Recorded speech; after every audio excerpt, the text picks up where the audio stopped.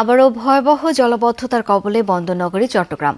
কোমর থেকে বুক সমান পানিতে ডুবেছে বেশিরভাগ নিচু এলাকা, যা গত ৩ দশকের নিয়মিত চিত্র। তবে সাম্প্রতিক সময়ে এবারই জলাবদ্ধতার মাত্রা দেখা গেছে সবচেয়ে বেশি। সড়ক, দোকানপাট, বাসাবাড়ি তলিয়ে যাওয়ায় জনদুর্ভোগ চরমে ওঠে। প্রায় ৯ বছর ধরে ৪ সেবা সংস্থার ১৪,০০০ কোটি টাকার প্রকল্পের পরও সুফল না মেলায় ক্ষুব্ধ ভুক্তভোগীরা। দেখতে নদী বা বন্যা কবলিত এলাকা মনে হলেও এটি চট্টগ্রাম মহানগরীর অন্যতম প্রাণকেন্দ্র প্রবর্তক মোড়ের চিত্র।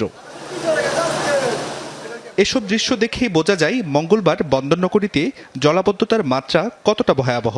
কোথাও কোথাও হাঁটু থেকে কোমর পর্যন্ত, আবার কোথাও বুক সমান পানিতে ডুবেছে নিচু এলাকা।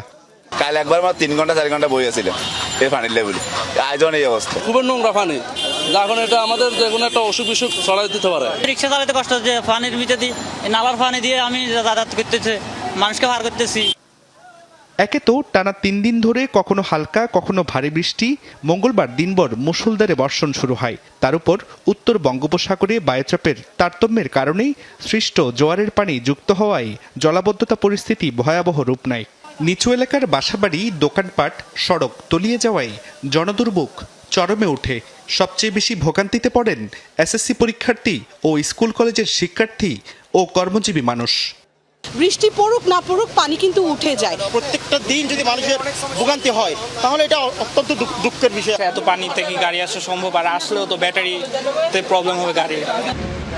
২০১৭ সাল থেকে বন্দরনগরীর জলাবদ্ধতা নিরসনেই সেনাবাহিনীর ইঞ্জিনিয়ারিং কোরের বাস্তবায়নে ৮,৫০০ কোটি টাকার মেগা প্রকল্পের কাজ করছে চট্টগ্রাম উন্নয়ন কর্তৃপক্ষ, যার ৯০ ভাগ কাজ শেষ বলে দাবি সংস্থাটির।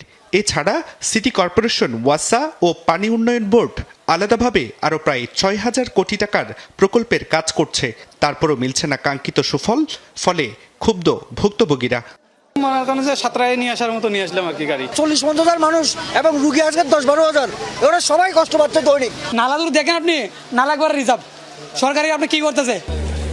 সকালে জলাবদ্ধ কয়েকটি এলাকা পরিদর্শন করে সিটি মেয়র দাবি করেন আগামী মে মাসে খাল সংস্কার শেষ হলে সুফল মিলবে।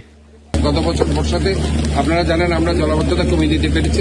এবারে ইনশাল্লাহ আমাদের একটা আশাবাদ আমরা ব্যক্ত করছি যে হিজরাকালের কাজটা যদি কমপ্লিট করতে আগামী ১৫ তারিখের মধ্যে, তাহলে ইনশাল্লাহ আমরা জলাবদ্ধতা 70-80% কমিয়ে দিতে পারব। জুবাইর রিফাত, যমুনা নিউজ, চট্টগ্রাম।